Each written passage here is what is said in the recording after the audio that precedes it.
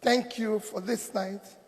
But in doing so, when they were reading, they always said I left 75 billion. I always like to correct it whenever people say that.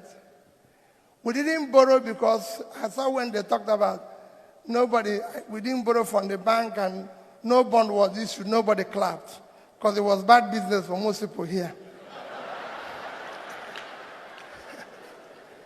We didn't borrow because we know it would be difficult for us to pay back. Some states are borrowing because they can pay back. But for me, the reason why we didn't borrow is that we needed to first, I always say, people always say, what is your greatest achievement in Anambra State? I always say to them, bringing civility and order in governance. It is not about infrastructure. It's not about infrastructure. It's not about this or that. The bringing order in governance is more critical. Some of you might not know that the greatest problem we face is not just corruption, but even indiscipline and irresponsibility of office holders. There's nowhere in the world you see somebody who is supposed to be a custodian of the law breaking the law consistently, except in this country. Because he makes sure he jumps the queue if other people are queuing. He makes sure he does everything that is wrong. So for me, doing that was the most critical thing. Let me plead with all of you this night. Whenever people talk about you, all of you are being to good schools. I always have friends like you who tell me about Singapore and this and that. And what I tell them that if you go to Singapore, and that's the only example I'll use, the best people are in government. The best brain is in government. I plead with all of you, as you enjoy and do whatever you do in your good office and everything, please do not leave governance to the least in the society.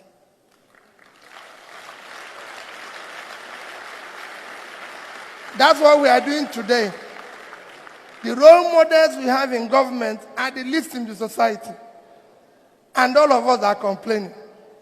There's no way we won't complain. There's no way. People say to me, how were you able to save money? It was very simple. All we did was to shut down the cost of governance. In 8 years, I never had a governor's lodge in Abuja. Why should I have it? I don't live in Abuja. It's not necessary. As a governor's lodge in Lagos, you can go and see it. I lived it for 25 years. I don't live in Lagos. Why should we have governor's office in Lagos?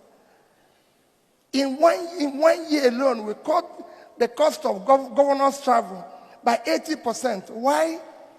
When they invite me to Abuja for meeting, I'm the only person invited. Why should I go with 30 other people who nobody invited? And they have no reason to be there. And that's what is happening. You don't need to go too far. No, it's important that you know that. That is what is their problem, the cost. I have to pay for 30 people, nobody invited for the meeting. They constitute a nuisance to the traveling public at the airport. I go to the hotel and pay for them. And you know, because they're idle, they eat more. Because they have nothing they're doing. Why should I pay for them? And that was the cost. And it's important that if you people get involved, because when people say, they say, where did you get the money from? We didn't get the money from anywhere. We had 12 governors guest house when I started. I shut all of them down. I'm a married man. If I finish work, I go home. There's no reason why I should go to guest house. Because he's the governor. The governor has to live an exemplary life. It's important that you people, the reason why I'm saying this is for you to get involved. I give you one example that saved us over $500 million. Obasanjo was to visit Anambra State. In my tenure, he has phoned me. He's there, and they said, I have to build the presidential lodge. I said, the president doesn't live in Anambra State. Why should I build a lodge for him? By the time I know it, they have directed somebody who had already packaged contract of $500 million. and said we will build the house. Within 6 months, we will complete it. I said, not as long as I'm here. You're not going to build this place. The president can come in the morning and go in the evening. He doesn't have to sleep here. He doesn't have to sleep here, and I'm not going to do it. When the president phoned me directly, when Obasanjo said, yes, he must sleep in Anambra State, I went to him. I said, Mr. President, it's very simple. I have a lodge as a governor. My bed, everything is there. What I'm going to do, I went to his people, let me vacate this place for 1 month. For you people, you stay here. When you go, I come back. I don't need to build a new house. And believe me, they accepted my own position, but took my keys for 1 week. I asked my wife, listen, carry everything out. We'll go 1 week, let them stay here. He slept in my own bedroom and everything. And 1 week we spent in a hotel in Oka, 120,000 naira. That would have cost us $500,000 naira. Why are we going to do it? We don't need a lodge. Because when people say it, they say, how did you do it? We shut down the cost of everything.